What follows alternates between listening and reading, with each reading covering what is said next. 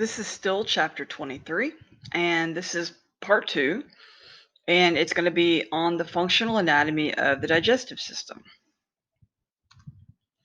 So first we start by talking about the mouth and associated organs. So the mouth is where, as I'm sure you know, food is chewed, but in addition to that, it's also going to be mixed with saliva that contains enzymes that's going to begin the process of digestion. It's also the place where swallowing is initiated. The associated organs include the mouth, the tongue, the salivary glands, and the teeth. So the mouth is also called the oral cavity. The oral orifice is the opening, the anterior opening. And then we have the palate, and the palate forms the roof of the mouth, and it has two distinct parts. There's the hard palate and the soft palate. The hard palate is formed by the palatine bones and the palatine processes of the maxillae, with a midline ridge called raphe. And then the soft palate is a fold that's formed mostly of skeletal muscle. It closes off the nasopharynx during swallowing. And then there's that little finger-like thing that hangs in the back of the throat called the uvula. So if we were to look at this, we have the hard palate up here, the soft palate back here, and then the uvula. Same thing, hard palate, soft palate, and then the uvula is that little thing that dangles back there. The tongue occupies the floor of the mouth, and it's composed of skeletal muscle. It has a number of functions, including gripping, repositioning, and mixing food while chewing. The formation of the bolus, and the bolus is a mixture of food and saliva. And then the initiation of swallowing, speech, and taste. So this is just showing the tongue. There are taste buds. I didn't go over the taste buds. You guys went over that in AMP1, so I didn't cover that in this chapter. And then we have the salivary glands. And the salivary glands are going to secrete saliva.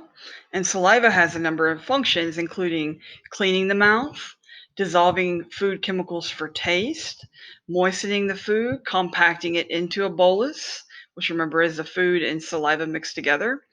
And then it begins the breakdown of starch with the enzyme amylase. Most saliva is produced by major salivary glands located outside the oral cavity, and then there's some minor salivary glands scattered throughout the oral cavity as well. The major salivary glands include the parotid, submandibular, and sublingual. I didn't go over any specifics on this because you guys will cover this in lab. But just so you know, the parotid is up here, the sublingual is down here, and then the submandibular is down here. Saliva is composed mostly of water, about 97 to 99.5% water. Slightly acidic. It contains a number of electrolytes. I'm not going to ask you to memorize all the different electrolytes. It also contains salivary amylase and lingual lipase, proteins like mucin, lysozyme, IgA, metabolic waste like urea, uric acid, and then lysozyme, IgA, defensins, and nitric oxide from nitrates in food protect against microorganisms. About 1,500 mils a day of saliva can be produced. The minor salivary glands keep the mouth moist. The major salivary glands are going to be activated by parasympathetic nervous system when ingested food stimulates chemoreceptors and mechanoreceptors in the mouth. Now, on the flip side of that, strong sympathetic stimulation inhibits salivation and will result in dry mouth. The smell or sight of food or upsets GI can also act as a stimuli to produce more saliva. The teeth, again, you guys know what teeth are, but they are in the sockets in a gum-covered margin of the mandible and the maxilla. Mastication is chewing.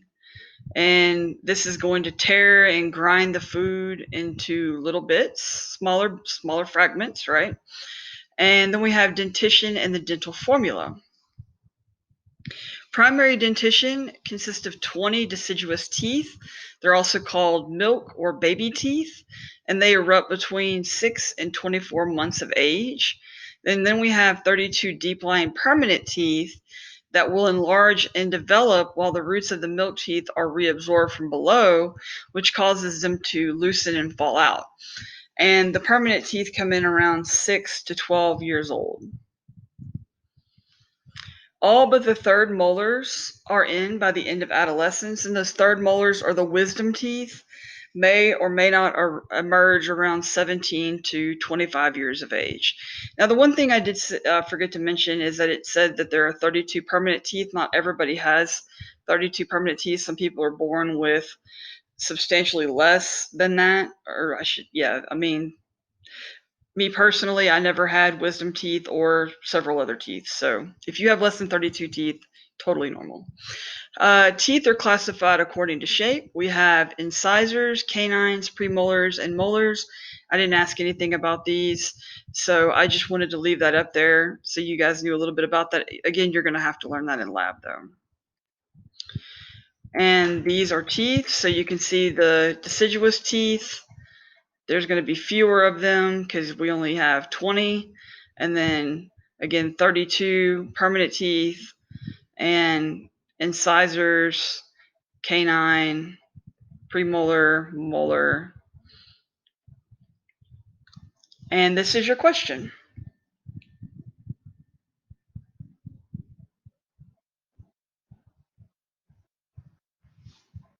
That's all I have for this talk.